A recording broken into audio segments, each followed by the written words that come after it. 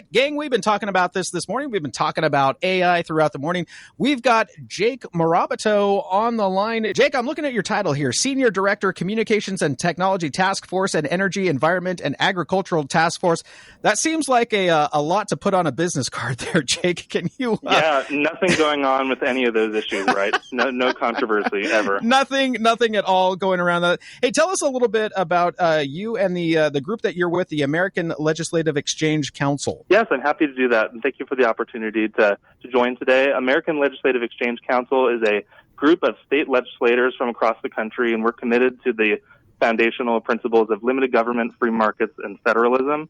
So our members gather a couple times a year to meet and share good ideas. If a good idea is working in Texas, maybe that can be exported to places like Florida or California. State legislators talking to each other, I think, is always a good thing to help come up with principled policy. Yeah, for sure. That's great. And one of the things that we're talking about right now that we had kind of got our attention here is we've got California's Senate Bill 243. Now, as I'm reading it here, it seeks to protect kids from getting addicted to platforms that have these AI chatbots on them. So tell me a little bit about what the conversations that you guys have been happening. Obviously, this isn't just unique to California. It's the internet, right? It's everywhere. We've got young kids now that are probably getting online earlier and earlier these days, and we've got these algorithms. I work in the tech industry. It's all about engagement and making sure that your platforms are sticky so that people keep coming back and keep using it. But when it comes to kids, I think we got to be careful there a little bit. Tell me a little bit about that, Jake. Yeah, well, so it's interesting you connect it to the larger conversation around the internet and social media, because that's definitely right. Several years into this discussion now, parents and legislators and educators are all just becoming aware about what are the potential impacts that technology is having on our kids, and what's a better way to protect them and educate them, to be prepared for the threats that they can expect on the internet, but also preserve the positive benefits. And now that conversation is shifting over to artificial intelligence. So by my count, there are over 1,000 individual state bills across the country that are trying to regulate artificial intelligence in some way. A lot of that can be fears about either deepfake images, people being impersonated, or non-consensual intimate images being published online. Also, some fears about how that can impact elections, but then you get into some free speech issues. So it's a very fraught conversation. And now what this bill, California SB 243, and some others like it across the country are trying to do is, what do AI chatbots like ChatGPT, Google Gemini, and other products like that, what's the appropriate use for kids on those? Now, California's bill, it's particularly strict. It would essentially require AI platforms to have a duty of care that the chatbots are not going to cause them harm. There are some unfortunate stories that have been popping up, especially last year. There was a child who was using the character.ai system, and potentially that caused them to end their life. So there's some serious consequences here, but this bill might be a stretch too far. Now, when we're talking about kids, I'm assuming we're talking about 18 years or under. Is that how we're defining children?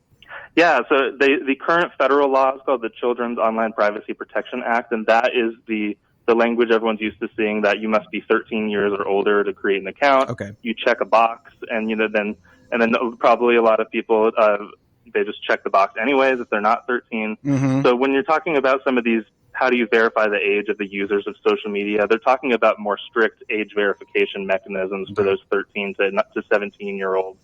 And unfortunately, it's just because of where we're at, it's usually talking about driver's licenses or birth certificates, right, or other tangible demonstrative proof of identification, which raises all sorts of privacy issues. And do we really want all of a sudden a social media company or a third-party service to be collecting all of this identifying information for minors or adults, for that matter? Because if you're going to age verify kids, you also have to age verify adults.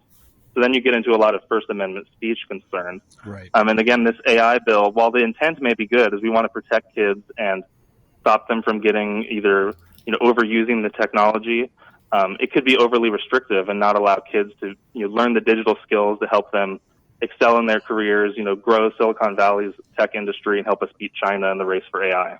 So that is my question, and I'm not sure how much you can go into, and speaking from the tech company platform side, but when it comes to trying to regulate or limit these tech companies, I get it to where it says, okay, there's verification and you have to have all these different forms of ID, and we've all heard that your digital ID, it's like your digital identification and your digital landscape. It's basically your personal space, but how much do we infringe on that? So I get that. I think when kids, I think we do need to be pretty diligent about that. But how do we?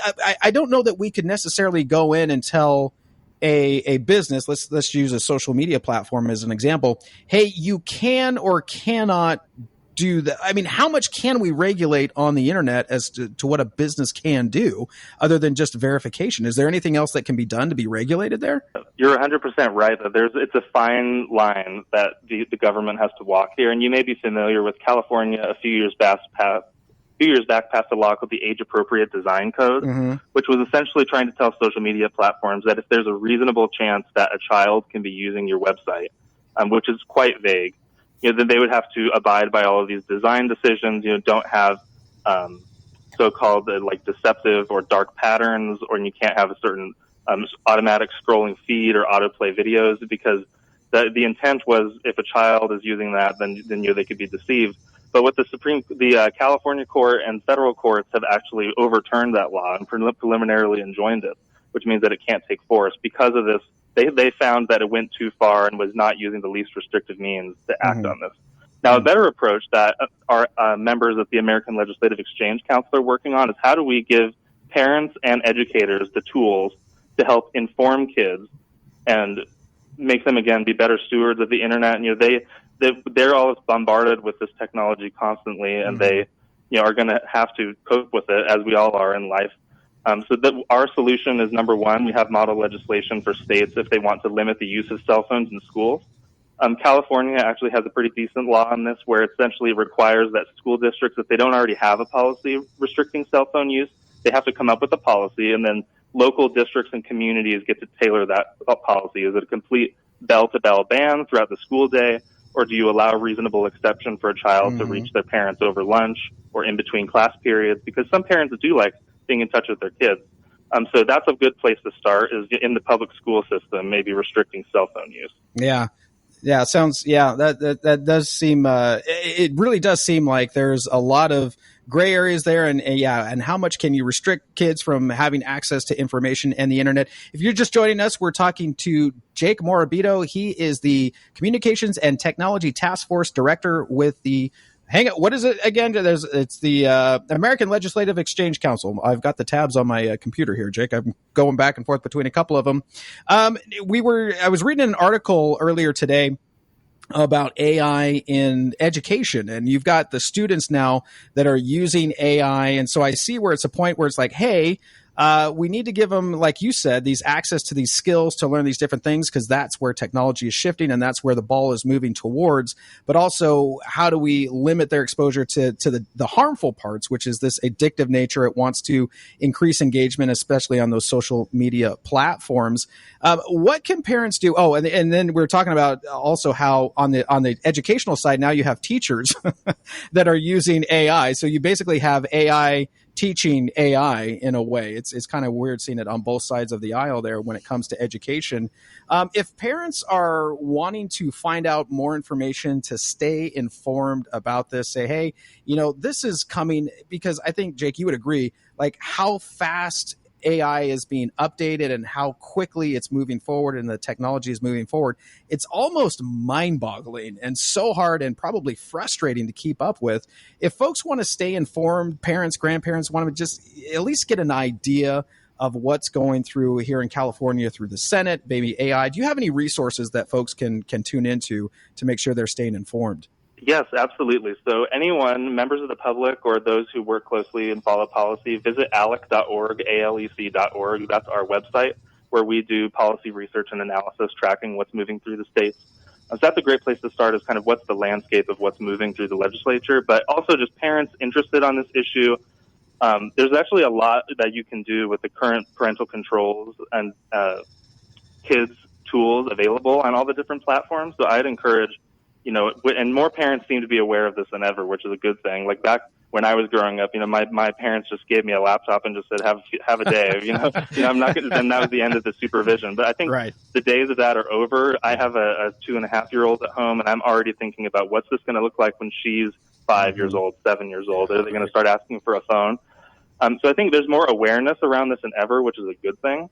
So parents, to go look into your iPhone's control settings, you'll be surprised just how much you can really limit, what apps can they download, and then what services can they use.